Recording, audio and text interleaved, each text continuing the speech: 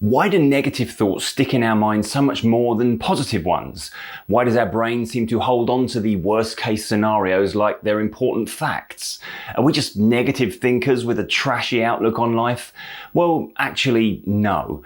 There are a few really simple reasons why negative thoughts tend to prevail over positive ones, and an even simpler way to stop that happening. So, for a naturally more positive outlook, just keep watching. Welcome back to my channel, or if this is your first time here, I'm Tim Box, mind coach, anxiety therapist, and author of the book, Clear Your Head.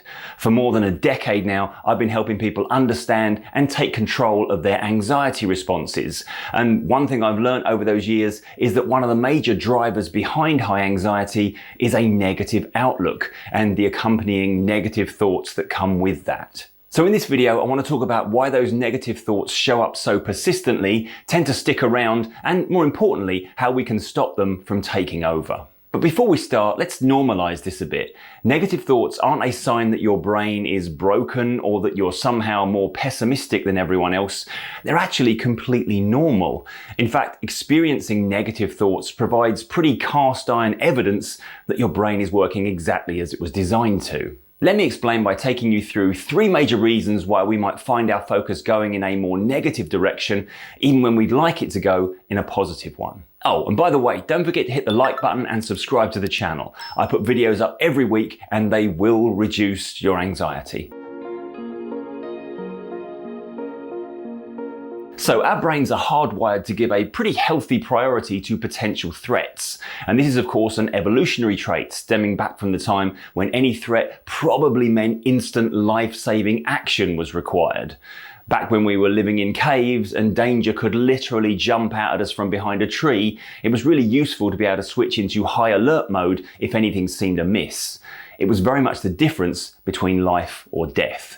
But even today, when our biggest threats come from an upcoming exam or an important presentation at work, our brain is still working on that same principle of prioritizing potential problems so that we can take the required action to save ourselves. This is why negative information often takes a priority, because our mind thinks it might need to focus on the potential threat to keep us safe.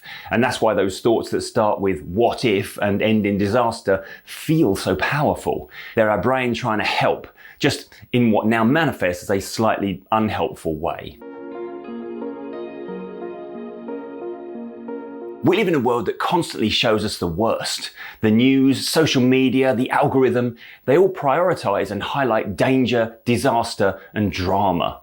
Why is this? Because every provider of media is trying to keep us tuned into their channel for as long as possible. And how do they do that? By tapping into the principle we've just been speaking about, our need to focus on whatever might threaten us.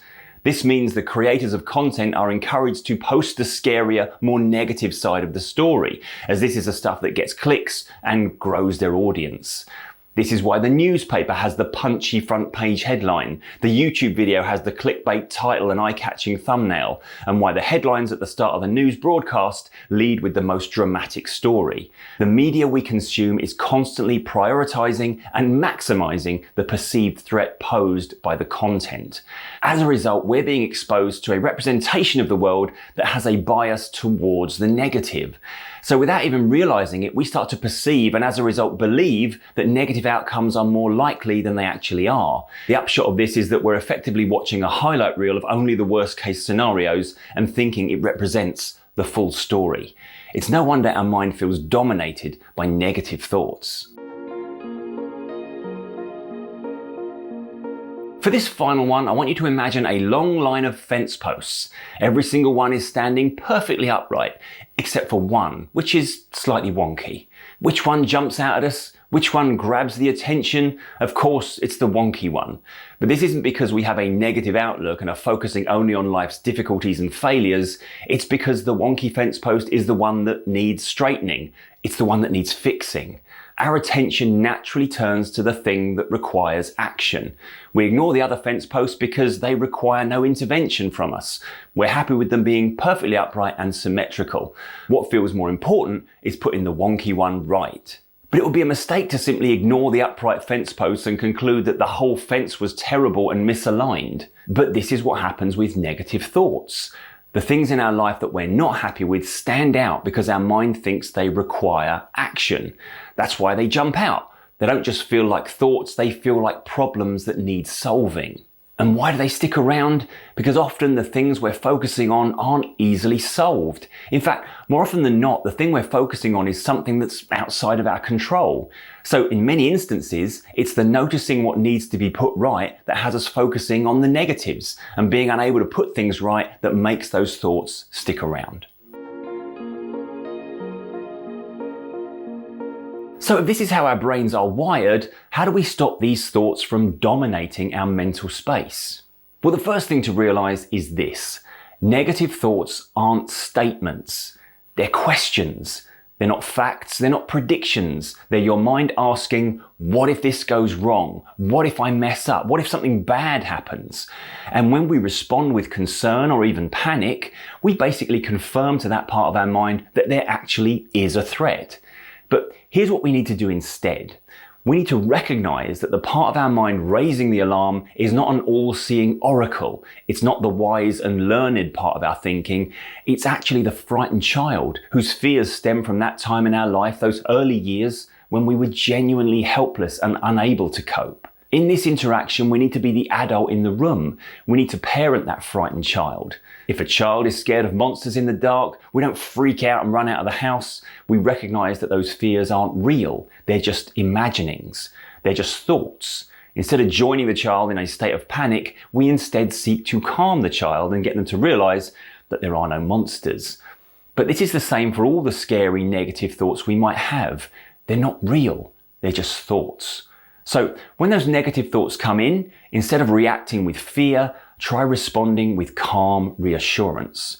Recognize and remind yourself that the thing you fear is a lot less likely to happen than you currently perceive, and the consequences of it happening would be less impactful than you currently imagine. And most importantly, your ability to cope with life challenges is much greater than that frightened child inside you currently realizes.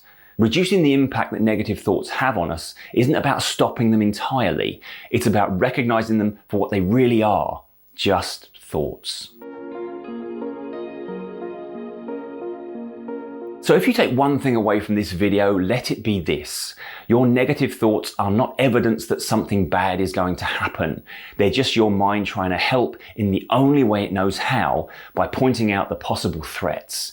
But having these thoughts is entirely natural. All you've got to do is recognize that the thought itself and the content of that thought doesn't actually threaten you.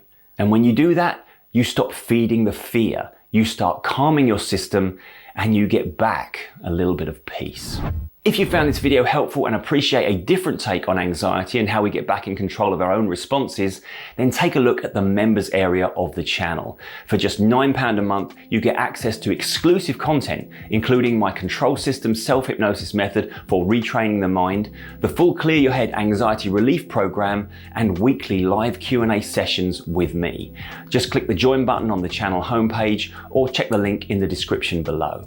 Please give this video a like if it helped, and don't forget to subscribe. But that's it for now. I'm Tim Box. Always remember, be kind to your mind, and I'll see you next time.